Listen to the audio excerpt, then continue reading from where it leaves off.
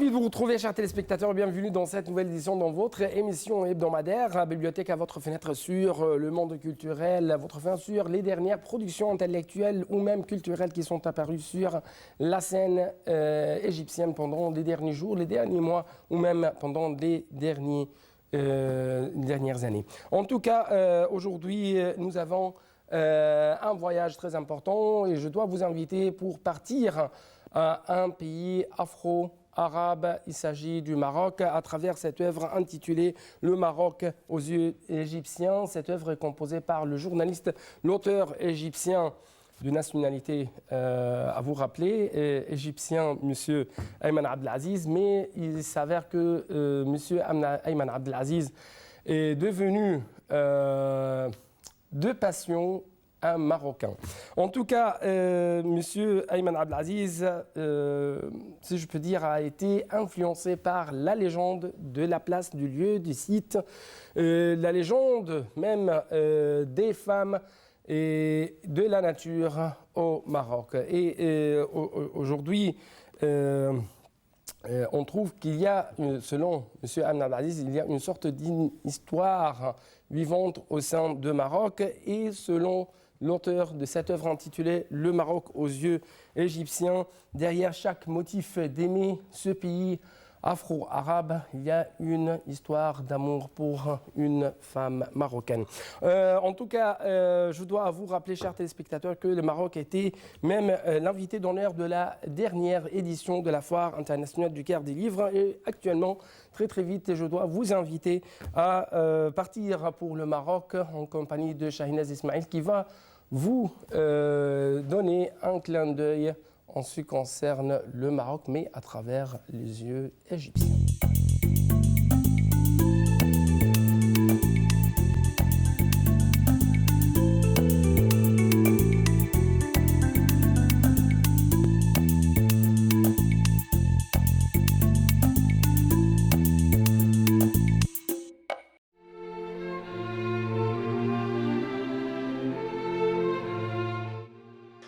Le Maroc est surnommé le joyau de l'Afrique. C'est un pays arabe situé sur les côtes africaines de la Méditerranée et l'océan Atlantique. Cette position a fait de lui un passage entre l'Afrique et l'Europe à travers le détroit de Gibraltar. Le Maroc se caractérise par son patrimoine et sa beauté. Il est renommé par ses villes resplendissantes comme Rabat, Marrakech, Casablanca et Fès. Rabat est la capitale du Maroc. Cette ville est riche avec ses sites archéologiques et touristiques. Elle se caractérise aussi par ses palais historiques. La beauté de la zone donnant sur la côte atlantique a fait de Rabat une ville gracieuse. Parmi les sites touristiques à Rabat figurent la mosquée et la tour du roi Hassan, ainsi que la rue du roi Mohammed V. Le visiteur de Rabat doit visiter ces endroits et faire un tour au marché de Mara, connu pour son aspect traditionnel et son patrimoine. Marrakech est l'une des plus grandes villes du Maroc en termes de densité démographique, et c'est aussi une destination touristique. Elle est surnommée la ville rouge et la ville étrange. C'est la ville touristique par excellence. La ville est traversée par des rivières comme Ourika. Elle est située au pied de montagnes enneigées comme Yagour et entourée de forêts denses comme la forêt des palmiers. Elle est entourée aussi de déserts. Cette ville est donc un endroit exceptionnel. On y trouve de l'air frais, de l'eau pure, une bonne gastronomie et un confort sans pareil.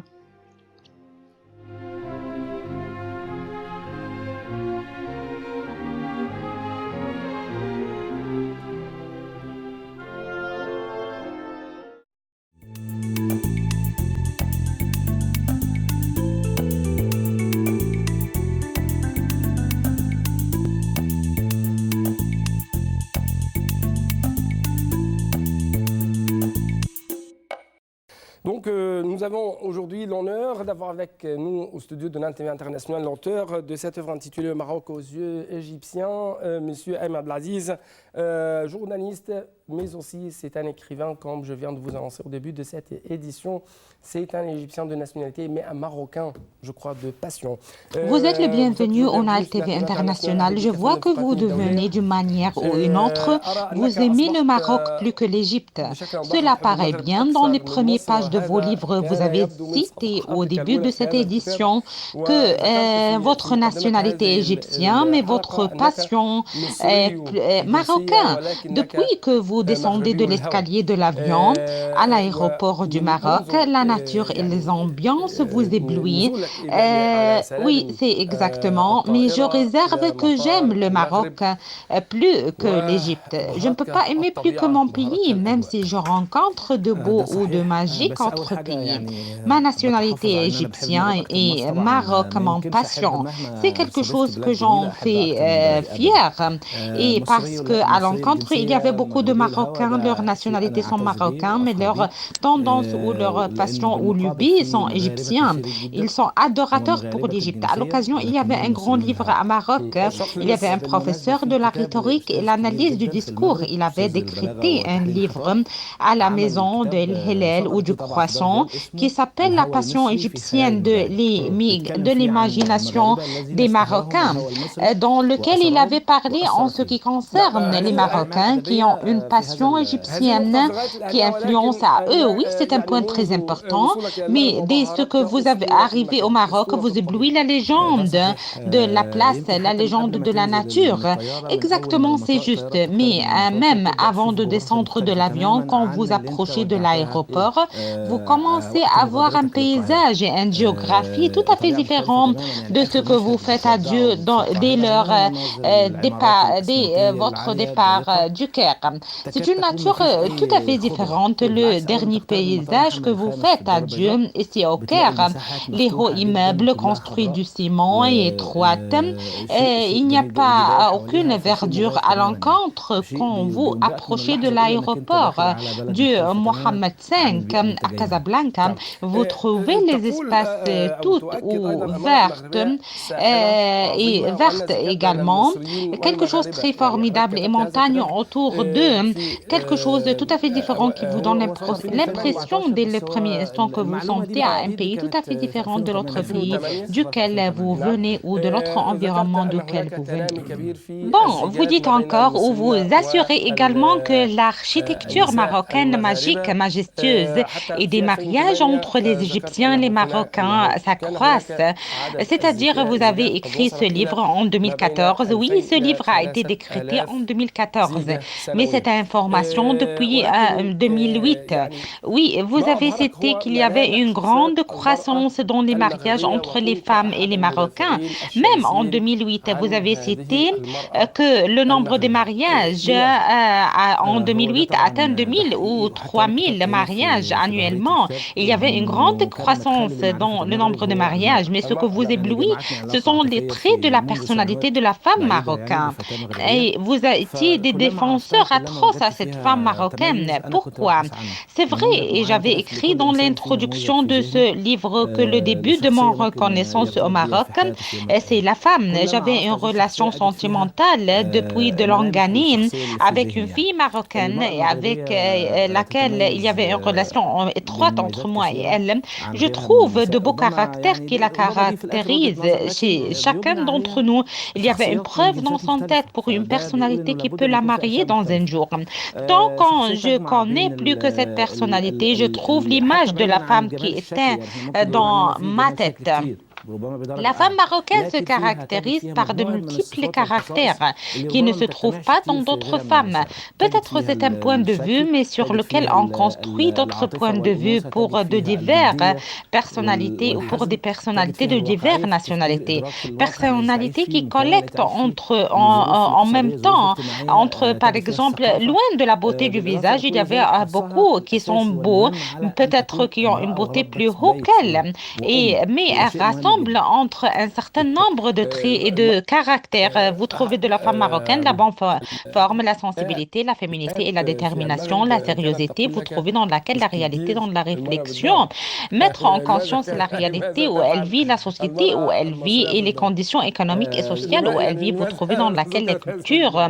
En outre, elle garde bien à être une femme de domicile, la maîtresse de la maison et une mère. C'est quelque chose de très important. La femme au Maroc, vous dites la femme avant la maison. Ce n'est pas, par exemple, qu'elle fait la femme égyptienne, qu'est-ce qu'elle fait dans la maison? Pourquoi elle avait cité cette phrase? C'est une phrase qui m'avait dit une amie qui était une professeure dans la langue française à la ville du Maroc. Ses traits étaient très modernes et révèlent qu'elle est très élégante, très chic, très moderne. On parle en ce qui concerne les traits comparant entre la femme égyptienne et la femme marocaine. Elle m'avait dit, la femme égyptienne a fait le pain à la maison. Je l'avais dit non. Même à la campagne, maintenant, elles ont cessé à faire le pain à la maison. Elles ont acheté du boulanger.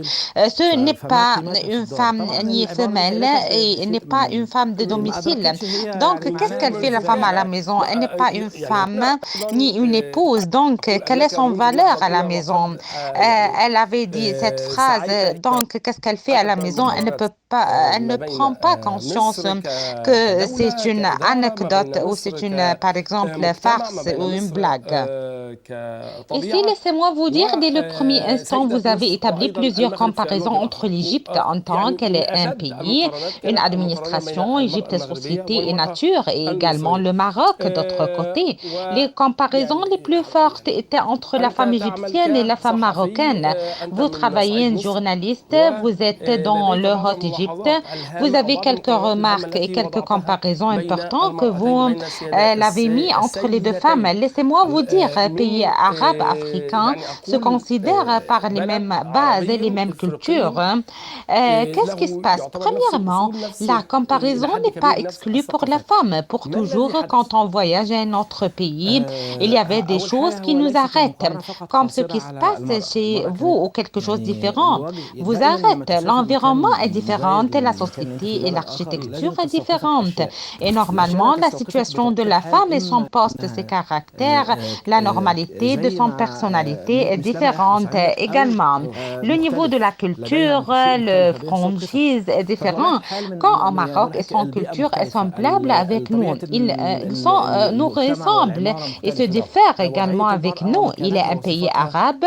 Son histoire, il y avait un autre aspect dans l'histoire du Maroc, l'histoire amazighe, par exemple, l'histoire arabe, des valeurs communes et pays africains également. Nous sommes à l'extrême est et ils sont à l'extrême nord du continent. Mais le Maroc est plus proche que l'Europe à travers son histoire. Il se mélange par de diverses étapes civilisées. Il y avait occupation européenne, espagnole, portugale, français. Cela crée des relations avec la culture et la civilisation européenne.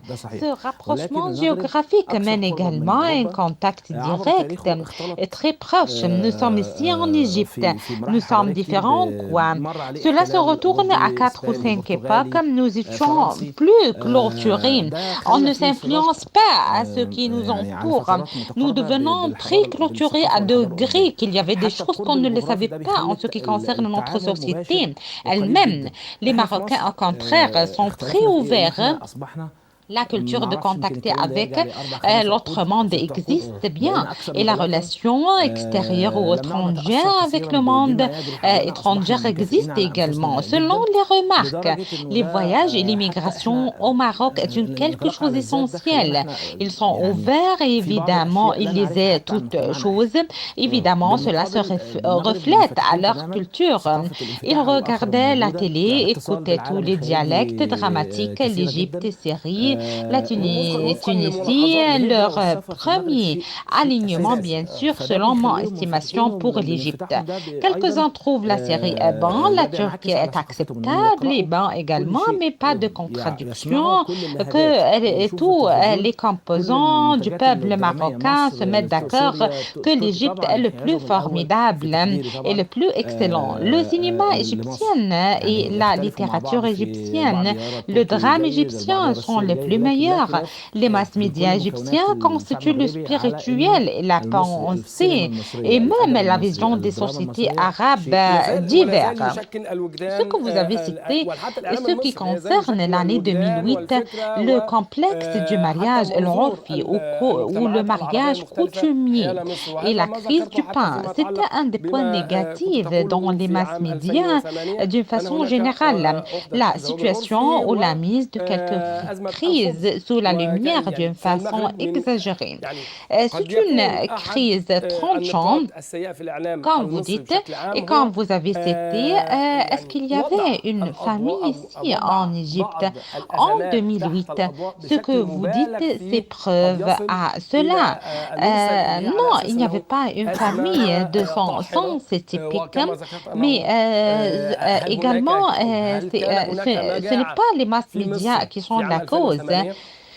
Également, il y avait les masses médias travaillaient d'une façon professionnelle, transfèrent les réalités et tout ce qui se passe. Mais les Marocains suivaient toutes choses en Égypte, tout ce qui se passe en Égypte à deux côtés dans une promenade de la exagération. Le professeur de la langue française m'avait dit, oui, il y avait un incendie au père du peuple, paraît-il, bien se passait. Aujourd'hui, demain matin, je parle avec un ami par un entretien téléphonique. Il me disait, qu'est-ce qui se passe en Égypte? Donc, je surprends par un message verbal sur mon portable. Cette sœur me demande, est-ce que vous allez bien? L'incendie qui a eu au Conseil du peuple hier, il y avait beaucoup qui ne s'intéressent pas, mais il y avait un suivi relatif à ce qui se passe en Égypte. Les détails en ce qui concerne l'Égypte, et ils s'intéressent beaucoup également.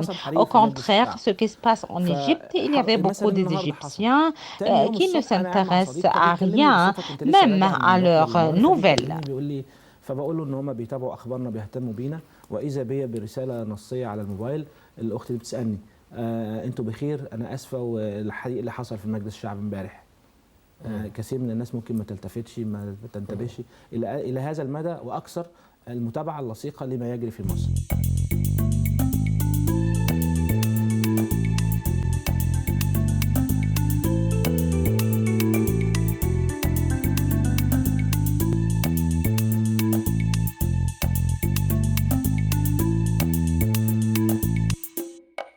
Actuellement, chers téléspectateurs, c'est le temps d'un autre invité qui va vous révéler les secrets d'un livre qu'il a lu. Donc, je dois vous laisser avec cet invité.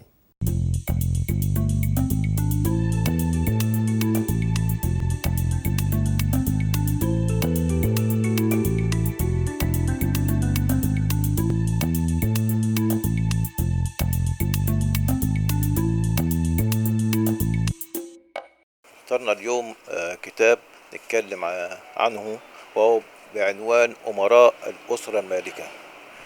بيتكلم هذا الكتاب عن الحقبة من 1882 ل 1928 ودي الحقبة Le livre que nous allons aborder aujourd'hui a pour titre Les princes de la famille royale. Il traite de la période comprise entre 1882 et 1928, une période riche avec ses informations et ses événements. La docteure Amal Fahmy l'a abordé dans son livre. Nous allons mettre la lumière sur cette période historique. Dans cette période, un certain nombre d'importantes personnalités ont joué un grand rôle. Les uns cherchaient l'intérêt de l'Égypte et les autres voulaient leur propre intérêt. Ces personnes influençaient divers domaines, politiques, économiques, culturels et vie sociale. Nous allons donc aborder un acte, mettre la lumière et parler d'une scène, comment était la vie sociale et économique à l'époque, comment les choses étaient gérées du point de vue économique et social. Ce livre parle de personnes qui avaient un impact positif sur la société. Un certain nombre de rues et de places du Caire portent leur nom. Parmi les points les plus importants dans ce livre, nous avons choisi de mettre la lumière sur la vie sociale, économique et culturelle. Parmi les scènes abordées par l'auteur, Il y a celle qui reflète l'intérêt du gouverneur et ses réactions vis-à-vis de la vie sociale. À travers l'intérêt accordé au développement économique et social, nous allons parler de la situation économique et culturelle sous leurs différents aspects. Ceci pour déterminer la situation qui prévalait à cette époque et voir les éléments influents. Nous allons aborder la situation économique de 1882 à 1928. Qu'est-ce qui s'est passé au cours de cette période? La superficie des terrains agricoles était estimée à environ 5 millions de faidans. Les propriétés de la famille du Khedive Ismail représentaient 20% de cette superficie, c'est-à-dire environ 1 million de faidans. Ceci reflète l'intérêt accordé à cette époque aux terrains agricoles et à l'agriculture en général. Par conséquent, nous avons vu la création de l'association agricole en mars 1880. Elle était présidée par Haïdar Pacha Yakan. À travers cette association, nous avons vu les services visant à améliorer la production agricole et animale en effectuant des expériences et en organisant des expositions agricoles. Le parc d'El Azbakiyya au Caire et celui d'Otoson à Alexandrie ont témoigné de la première exposition le 25 janvier 1896. Cette exposition avait pour thème les roses et les fruits. Ces expositions ont aidé à l'amélioration de l'agriculture à travers l'introduction de nouvelles semences et de nouvelles plantes adaptées à l'environnement égyptien. L'intérêt prêté par l'association aux paysans et aux producteurs reflète la situation qui prévalait à cette époque. L'intérêt accordé à l'agriculture et aux paysans était manifesté à travers les primes présentées aux paysans et aux producteurs agricoles. Il y avait aussi des missions scientifiques qui ont joué un rôle important à cette époque. Cette association a créé une renaissance agricole en général en Égypte, surtout la culture du coton, qui était parmi les récoltes les plus importantes. Ceci nous montre la situation économique, l'intérêt accordé à l'agriculture, à son développement, ainsi qu'à ceux qui y travaillaient, ouvriers, paysans et producteurs. Cet intérêt était évident à travers les expositions agricoles et les primes payées aux paysans. À l'époque, pour encourager les paysans, des expositions étaient organisées et des primes étaient payées aux agriculteurs afin d'augmenter la production. Ce processus a donné ses fruits avec l'augmentation des récoltes. C'était le but principal de l'association, prendre soin de paysans, les cultiver et les envoyer en mission pour apprendre les méthodes modernes de l'agriculture. L'association avait aussi pour but l'introduction de nouvelles semences importées de l'étranger pour améliorer l'agriculture et avoir des récoltes adaptées au climat général en Égypte. Nous avons mis l'accent sur l'association et comment elle s'intéressait aux paysans et au développement de l'agriculture.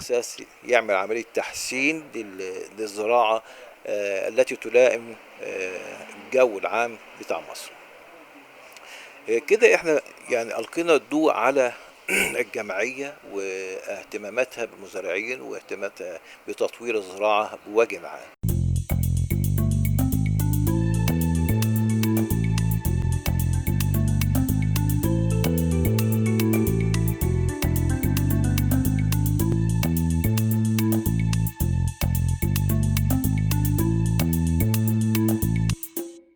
Et avant de vous quitter, chers téléspectateurs, nous devons jeter un coup d'œil sur le box-office qui va vous montrer les livres les plus vendus et les plus lus sur le marché.